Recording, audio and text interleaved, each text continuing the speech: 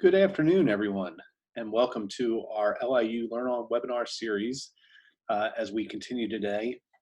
This session at 1 o'clock is the face-to-face to online move that will include Q&A. So thinking about how we get students to ask questions and answer questions in a virtual environment. As we begin, we just want to remind everybody that the team that you see here is the group that has put together the content for the LearnOn site. It's been an amazing collaboration amongst everybody, and we're really appreciative of all of their support. If you're looking for additional information, you'll see that you can contact anybody that's on the team. A few things about the webinar here that's a little bit different than what you may see. One is that chat has been disabled. You are able to chat to the panelists, but not to the group for the large attendance size that we've had. We've also muted all the microphones and the cameras. If you really needed to talk, you'd be able to raise your hand, and you'll see that in a moment. I'd remind you to take a look at the Q&A pod. And that's where you can post questions, and you can start posting those now if you have questions. Of course, this is a question and answer session, so I'm hoping that you guys will be asking some questions as we move along through this presentation so that we can get to the things that you really want to discuss.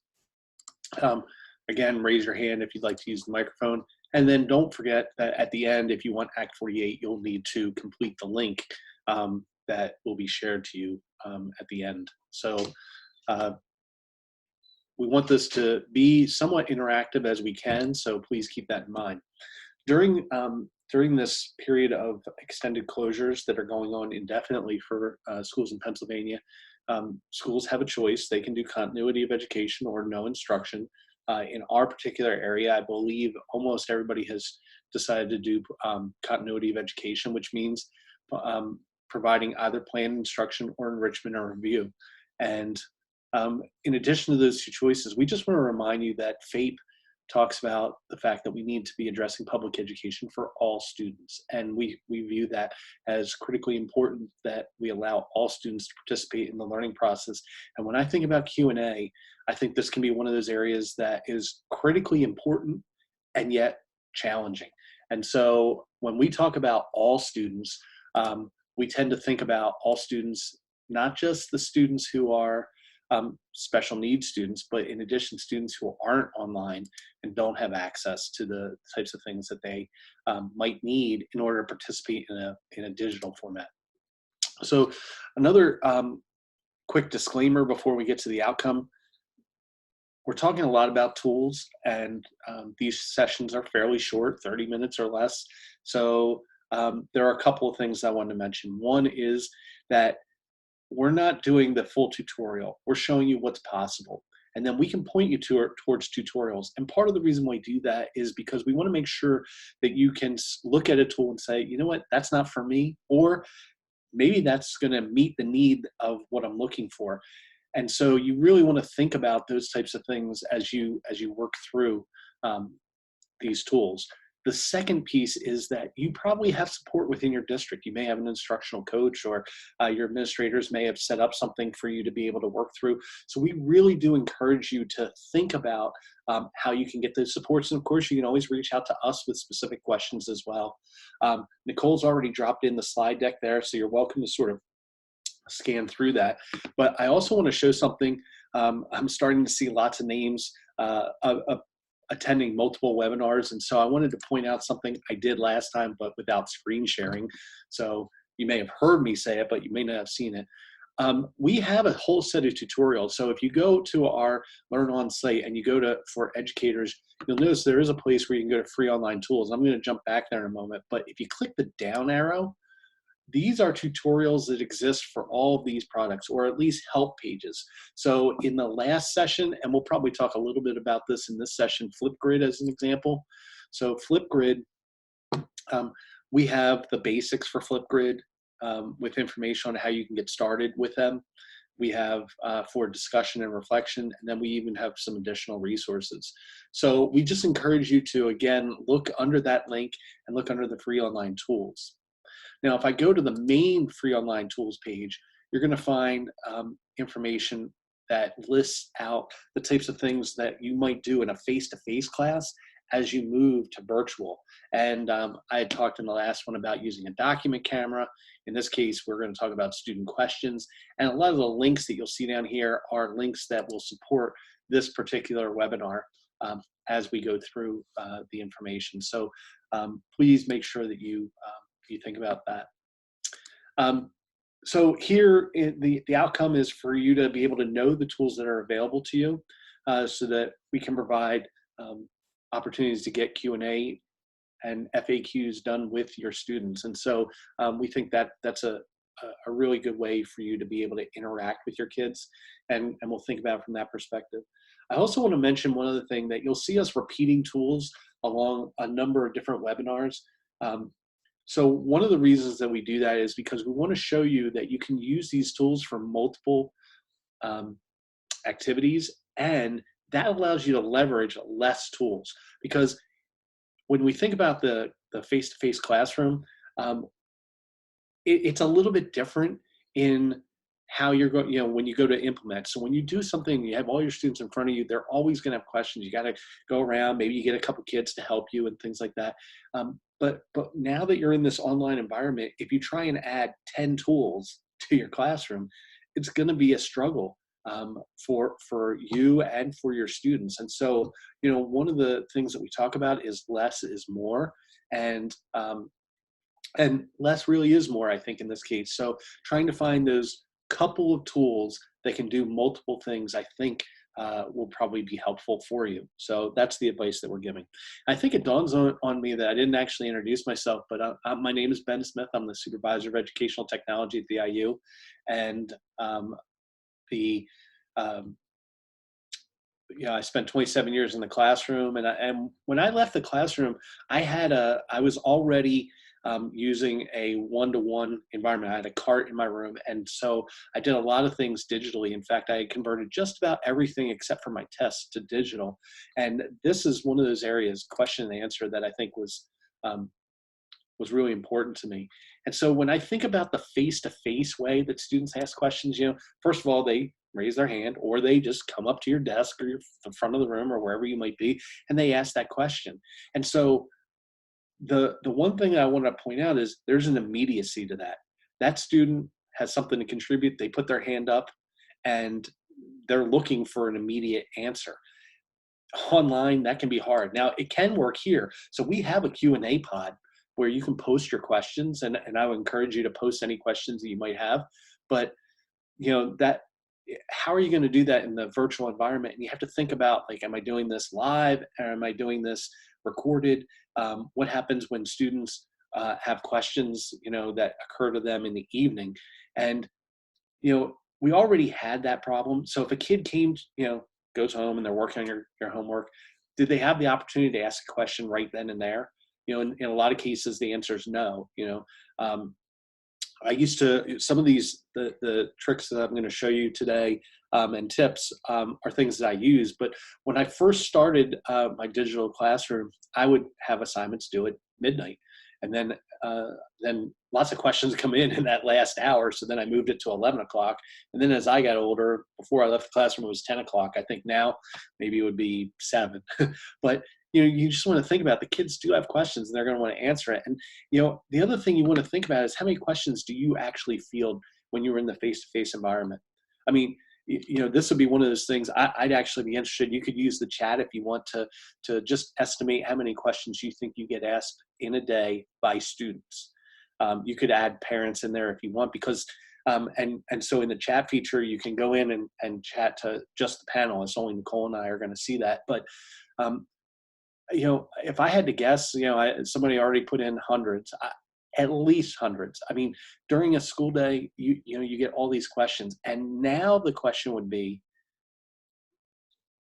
how are your students going to ask those questions? So, it's one of those things that we want to try to give students that same opportunity. And the other thing I want you to think about is that this, especially when you're working virtually, is that the same question can be asked by many students, right?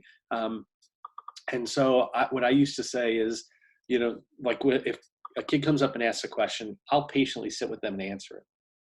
Another kid comes up and they want they have the same question, I'll sit and patiently answer it with them. But how many times do you have to go through that patiently till your patience wears out, and then you're just not able to be as patient with them? And I think that, if you have 20 kids, if you're in a situation where then it might be manageable. But if you're in a situation where you have 100 kids, or you have the entire school population, it becomes unmanageable. So we want you to think about some things before we jump into some of the tools. And these are just some considerations. You're gonna obviously need to make a distinction between whether you're working with kids live or you're working with them recorded. So synchronous versus asynchronous. You also want to think about how you can provide timely responses to students.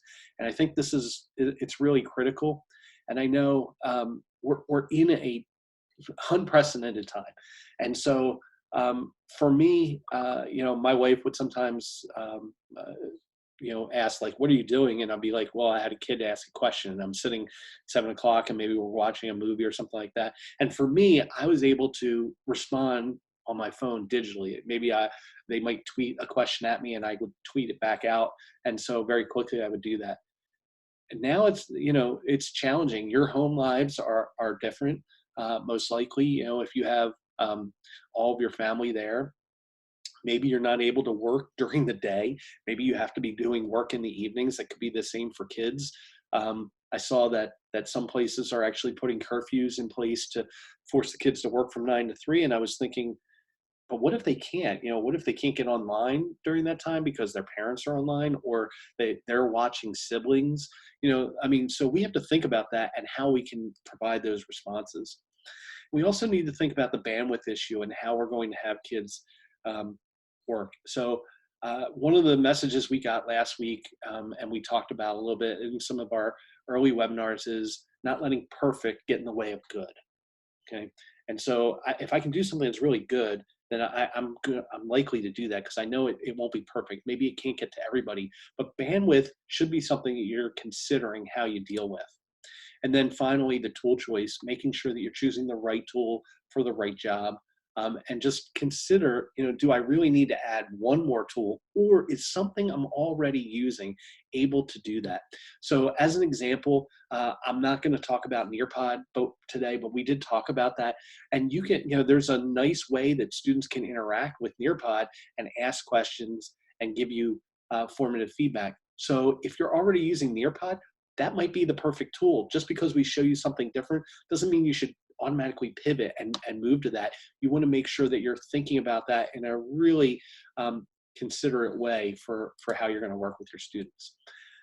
I also wanted to pull up this slide. We used this earlier this week as well, but I think it actually fits perfectly with this topic.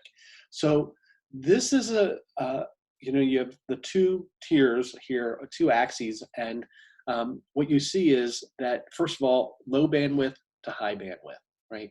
So as we think about these tools, and we think about like the way that something might work, like high bandwidth, those may be tough for some of your students. So things like video conferencing may not even be possible. They might not even be able to do audio conferencing as they work through things.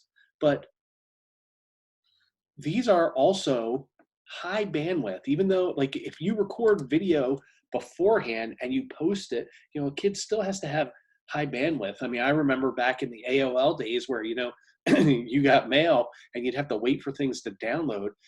Some students are still going to be in that situation. And so anything that you do with video and audio, so if you notice in all four of these, you see video and audio, and these two over here as well. When you see those types of things, that's going to be high bandwidth. So at least if you're considering your students, you have to think about that. So you might be like, well, what are some options that we can use for things? So collaborative documents, that can be a really good way to do things. And group chat. And both of those have immediacy. So even if a student doesn't have the ability to do Zoom, they can be in a collaborative document and they can be typing things the same way that they can chat and message with one another. And I know, for the way I'm getting my work done, I have lots of folks that are messaging me all day long. And so I need to be able to work with that. The other ways that you can think about things are things like discussion boards, email. I mean, email still works for question and answer. It's just not, it's not an immediacy piece. Like the student can't always get the answer because they have to wait for you to get the email, answer the email, and send it back. So as we think about those pieces, I think that part is important for you to consider as we move along. So as we go through and we think about the live tools, again, we're doing the synchronous part. First of all, video conferencing will work. So if you just want to open up a room and hold office hours, that's a way to get Q&A done. You may need to think about like a queuing process for students, because if you throw the room open, and you get, 15, 20 students in there at once, it's the line that's at your desk that you need to think about that'll be functioning there. The other part is that when you do a video conference, there is the option to unmute, and I'll show you some of those buttons. So even in this webinar, we have a bunch of people in here. If you raised your hand, I could allow you to unmute your microphone. Controlling that can actually make a big difference in terms of how you're working with people. You can also use shared documents. So as an example, I'm going to open up this slide deck here in a new tab. And for Google documents, so docs, slides, sheets, this will work. And we have another one here. I can see, first of all, up at the top, I can see a lot of these anonymous folks that are working. And as I go through this list, one of the people that I see is Nicole. Although she's idle, I think she's probably at the moment coming into this, and I think she just see there, she lit up. So first of all, that's one thing I can see. Like, she had this open on another tab, but she wasn't actually in the document. I can see that. So as a teacher, if I were working on this document, I could work with her here. Now, this button here opens up the chat. One caveat to this: your district might have this blocked. And so if that's the case, then this won't be an option. But if I open up the chat, what you'll see is only Nicole and I are listed because we're the ones who are logged in. And in order to chat, you need to be logged in. So sorry, anonymous koala, whoever you might be, you can't chat. But I can chat to Nicole, type something in, and then she can chat back to me as well. And as I see people opening up, you can see that populating. And so when Nicole has something there, and I'm just going to close that and ask Nicole, go ahead and chat again in there. And so when she posts more information, as we're working, you'll notice there's a little red dot. So that gives me the clue that she typed something else in, and I've got to open it.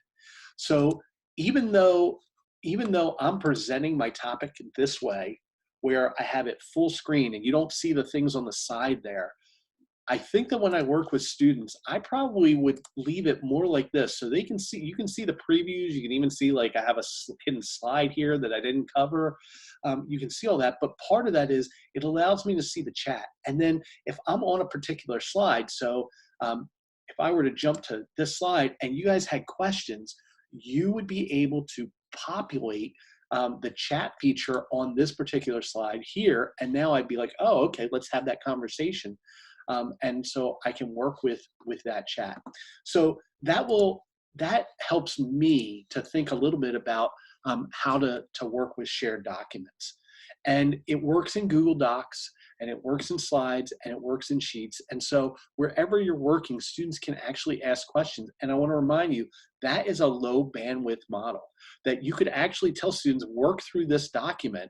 And so if you created a slide deck that just had the activities for students to do, you could leave that document open, and when a student has a question, they could just type in their question and you would see it without having to work in this synchronous manner of video. So another way to do this is, so if you're not using one of those tools, but you want to have a chat, is something called Backchannel chat. And I've created one for you. And my hope is that perhaps some of you will participate with us a little bit here. So if you were to go to this location, backchannelchat.com/backchannel, and you can see the code that's there, that takes you to this page. And you'll have to type your name in. And I can see that here's me, Mr. Smith, and Miss Bond has also joined into the chat. So she can send a message. So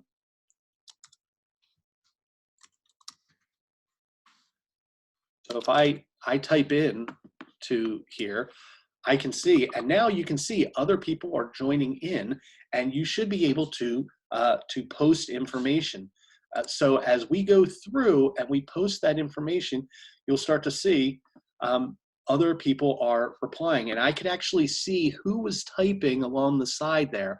And now a number of you have also picked, so Kay, whoever Kay is actually starting to type now, and you can go back and forth. Now, I want to show you something else here. If I go up to settings and I click on settings, so while you guys are chatting, first of all, I can download the transcript so I can see who's in there. But I can also go to options. So I'm going to click on options for a moment. And what you should see is, first of all, I could set a room password. So one of the things that we just saw happen for RIU, if you haven't seen a phenomenon called Zoom bombing, what's happening is when you have a Zoom session, it's really just a 10-digit code. So when I start a Zoom meeting, I have a 10-digit code there. Well, people are typing in 10-digit codes and trying to get into Zoom rooms.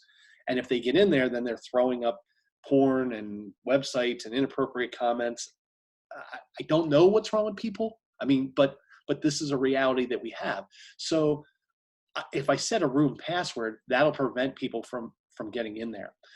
For student control, that's something that's under the pricing option. So what I've shown you is free. And in fact, I didn't even create an account for it. When I set it up, it asks for my email, and it emails me the teacher code to this room. And so I have that code so I can get back in. And then you can moderate every message. So if you moderate the messages, that means I control who gets to see what, okay? And the polls are also under the pay option. So lots of you are in here typing in, and I appreciate that interactivity. The other thing that you can do is discussion boards. And so for discussion boards, as you think about those discussion boards, there are a couple of tools that I'll get to in just a moment. So I'm just going to show you that if I review real quick, in Zoom, you can annotate. You've seen me do a little bit of that, but also there are buttons for mute and unmute. And you can, and when you're the host, you can unmute individuals on their own.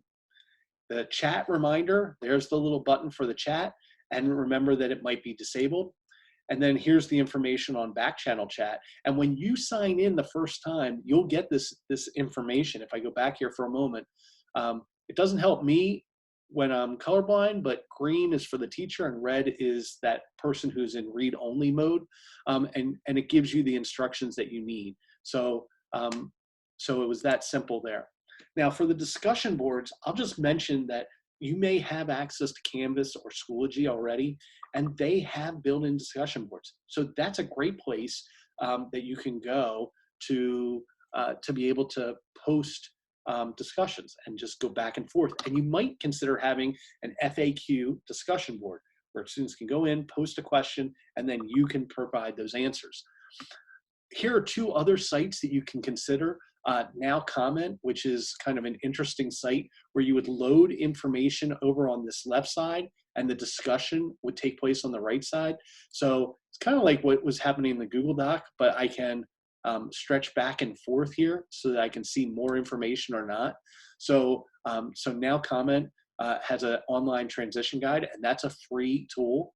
And then the Yo Teach app is one that Nicole will be discussing coming up, and in one of the future webinars for us. But it's, again, a discussion board that you can make use of. And so you can type in a message, and again, you can see my little link there. And if I go back, if you want to post on that board just to see again what students see, you're welcome to go ahead and play with that.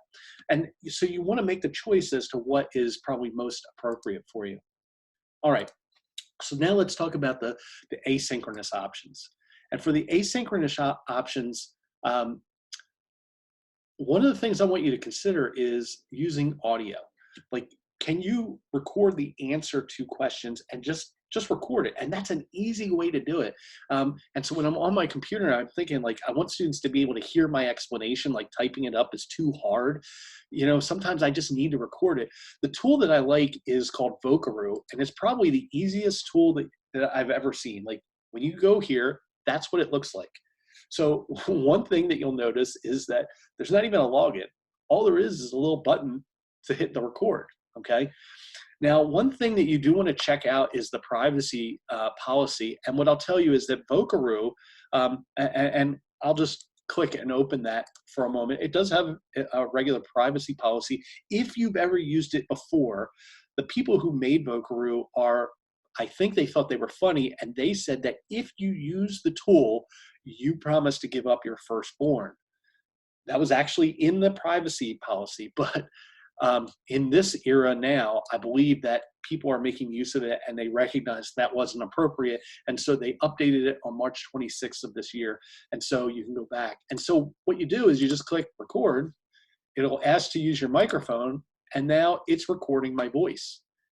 And then when I'm done, I just hit the button and it's been recorded. Let me see if I can play it. This may or may not work. And now it's recording my voice. So there, hopefully you got the little snippet there. And then you're like, okay, well, what do I do with it? Save and share. And here it is. And one of the nice things is there's a built-in Twitter button here. So, and a built-in email button. So if a student, and the WhatsApp, but like if I hit the Twitter button, it's already linked to my account and it's going to send them that voice recording. So what I would do is if somebody was asking about homework question number 3, I would send a tweet out, here's help on question number 3, and I would just record it. And that quickly, the answer is out there for my students. So these are just a couple of ways that you can do it. You can download that and then use that information somewhere else. Another way to do things is with video conferencing. Of course, you can record Zoom and you can record Screencastify. And we talked about Screencastify in the lecture, face-to-face to lecture webinar that we did earlier this week. So I would encourage you that if you really want to see a good demo of Screencastify, go back and take a look at that one. And then you can also check out our tools page for some more information on that. And then earlier today, I talked about Flipgrid and Padlet. And so as a reminder, I talked about this in the earlier session that I did. So at 11 o'clock, I did a session today, and now I'm doing the 1 o'clock session. So when I think about those two sessions, they sort of go together because we were really trying to provide ways for students to be able to ask questions and get their answers, and then also to be able to explain to students. And so when I think about those two things going together, you may want to go back and check out the archive, which should be on our YouTube channel already. Then I need to get the information out to folks. And so I use Twitter and Remind a lot for getting things out to folks. And then the other thing is that you can use Q&A, a Google form for entry, a Google site, or a Google Doc for your answers. So just put up a Google form that says, what are your questions? And then if you do that, you want to make sure that you turn on notifications for that particular form. And so I'll show you a screenshot for that in a moment so that I know when those questions are coming in. So I don't have to go in and check the Google form, like, did anybody ask a question yet? Did anybody ask a question yet? I'll get a notification, an email that tells me somebody has submitted that question. And then the last thing is you want to be able to use your camera, especially in slides and docs, to be able to provide some of those answers. So let me do a couple of quick demos and remind you of the screen placeholders I have. First, here's Vocaroo, just with the quick reminder that we have for that. Flipgrid, I put in the pieces that you might need to remember for that. Just remember one key point about Flipgrid is that you can use your school email to make sure that that's locked down. And if you want more information, go back to the explaining webinar earlier today.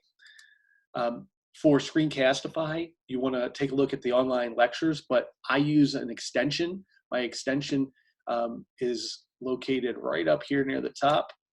There it is. And so I can just click on that button, and then Screencastify will come up and allow me to start recording my session. Padlet is another place that we talked about for doing some Q&A type pieces where students can post their question. You could also then put answers underneath. So if you start to think about where they might work. All of these are great ways to sort of house the questions. But I did want to point out that there's another way to get answers to kids. And I'm thinking about math and science, but it probably applies to lots of places where I want to write my answer down. Well, you know, you could create a Google slide deck that just has FAQs, and you type the question or copy and paste the question, and then you want to post the solution or the answer. What you may or may not realize is that if I go back over to my slide deck here that I had, so if I go to a particular slide, I'm like, okay, I want to insert an image. Well, one of the things you can do is by your camera. So like if you click on the camera, now it's going to take a picture. There's the picture, and then I can insert that into that slide. And so for those of you that are watching, you actually can see how quickly I was able to do that. And so as I have my paper here, I would write my solution down on paper, take a picture of it, and that quickly it's now in the slide deck, okay? And so that's a way to do that, and that's available in the Google suite of apps. So it becomes a great way for you to be able to work with that material. And then another way to bring it all together is with something like Google Sites. And this is a little bit more complicated. So, but the LearnOn site that we're using was all built with Google Docs or with Google Sites. And so I went over and I just wanted to show you real quick that, so I created a new site and I gave it a title, and now I'm in a blank site. Like I don't have any pages, right? So I don't have any other pages. But if I wanted to put a form in with FAQs, if I created the Google form and I click on forms, what will happen is it will pull up all the forms that I have available. So while it goes a little bit slow here, I'm going to pull up the evaluation, let's say, and I'll just post that in there. And what will happen is it posts in a very nice looking format, and there's my form, right? And if I wanted to then post another question or a set of answers, I could just publish a document right in there as well. And so this could be the one-stop shop for you to host all of your work, and the questions would be, or the form for the questions would be embedded right in the same place that you would have the answers there. So that makes it really convenient for students. So as I wrap up this time, I know Nicole has done a great job of populating some of the links to what we were talking about. And there was a comment about people using their Zoom bombings for entertainment. You know, people will do things like that. I don't have a good explanation for it, but you know, during this time that we're trying to work online, you want to take those extra efforts to sort of protect your students. I saw there were only a couple questions that came in. This is a Q&A session, so I was expecting a few more questions, but if you have any, please take the time to post those now as we wrap up this webinar. I'll just remind you that our full schedule is available on the LearnOn site. And so if I go back out to the LearnOn site and I click on the home button, and the schedule of webinars is right here, and these webinars stretch into next week. I would encourage you to keep looking back, because Nicole and I have been meeting to talk about how we're going to, or what we're going to add into those. So there might be some updates. We're not going to take anything away, but we might add to those things. There are a couple questions. I'm going to get to those in just a moment here. So let me talk about Vocaroo. So if I'm using Vocaroo and the question came in, how do I get it into a Google Classroom? One is you can send them this link. So that's the easiest way. You can just take the link and you can populate it. When the kids click on that link, it's going to take them out to this site, and it's going to play the message for them. You can the second option you can have, if you want to have an archive of it, is you can download that audio file. So if I click download, you'll notice down in the bottom of my screen, it just downloaded an MP3 file. I would drag that to my Google Drive, and then that would then I would be able to use that anywhere as a media file. The second question I see is, how do students reach a Google site? So let me go back over to my Google site here for a moment. And once I'm done, I would hit publish. So I will publish this site, and it goes through a few quick things. And then once it publishes, there's a little down arrow, and what it'll say is view the published site. And so if I click on view the published site, that published site has that URL. Now, one thing that I do want to, so that's how I can go and view it. And so that would be where the kids would go. But one thing I want to remind you of, and this is one of the reasons why I really like Google Sites, so I'm glad we got this question, is that, that if I go to share with others, what you'll see is anyone at the Lincoln Intermediate Unit can find and view. If any of you are not a part of our educational domain, you will not be able to see this website. So if you think about it from that point of view, what I could actually do is I could just add my students, and then only my students who are logged into their Gmail address can see that Google site. To me, that's really powerful because it creates that walled garden that I don't have to worry about others coming in and seeing. And submitting questions and things like that. So there's a real advantage to having those pieces hidden in there for you. I see another question about, is there a librarians group within the LIU that we can share and communicate ways? We are working on a specific librarian page, and we are also looking at possibly hosting like a librarian share around session. So it'd be like office hours without a set agenda that we could have as an open meeting. Look for those coming next week. Hopefully, you know, Nicole and I have been really busy, as we know all of you are. You're getting your classrooms ready for your students. We've been trying to prepare this for teachers. We are working to make sure that that everybody has access and the things that we need, and we're working as fast as we can. So we're trying to provide those supports. Another question that came in is, do students have to use a Gmail account to reach a Google site? So that's a good question. Well, if I go back up here, first of all, if you think about it, we have the LearnOn site is open. Anybody can see the LearnOn site throughout the world. In fact, we're getting hits from all over the world for our LearnOn site. If I were to go in here and I were to change this, so it says publish, I'm going to hit change. Anyone can find and view the published version. Then you don't need a Google account to actually see it.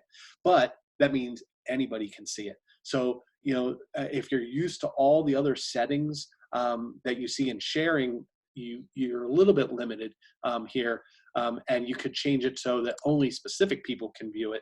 So typically we house it just for RIU to be able to see. And some school districts have done that with their help sites so that, you know, they're only getting their teachers there. Another question that just came in was, can you offer a counselor's best session? My wife is a school counselor, so we're working on that content as well.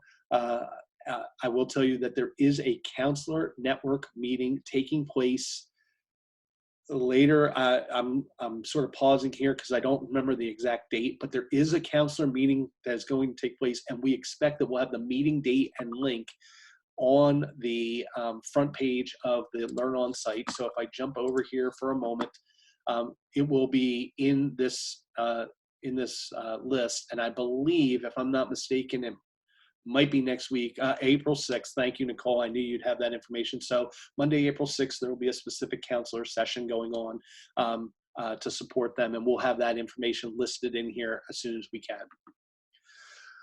So with that, I want to thank you guys for participating here. Hopefully you found some worthwhile information. We have, for today, we have a couple more sessions coming up here. We have one more, I should say, at 2 o'clock here for the LearnOn webinar on using Discovery Ed that Nicole will be leading. I did want to point out one other thing real quick, that if you don't see an LIU 12 LearnOn webinar, that we are not offering Act 48. We only can offer them for the ones that say LIU 12 LearnOn webinar. I'll be back tomorrow morning, hopefully, for the science piece, and then we'll be off running with that. What time will this be uploaded to YouTube? As soon as it processes, which takes about 15 minutes, then the upload to YouTube is another 15 minutes. So I'm going to say in about a half hour, that's when you'll see this up on YouTube. All right. All right. Nicole said, give us an hour max. I agree. Thank you guys so much. I'm going to stop my share this time intentionally and wish you guys a great afternoon. For those of you that are looking forward for the information for Discovery Ed, Nicole will be presenting that coming up in about 20 minutes. Thank you guys very much.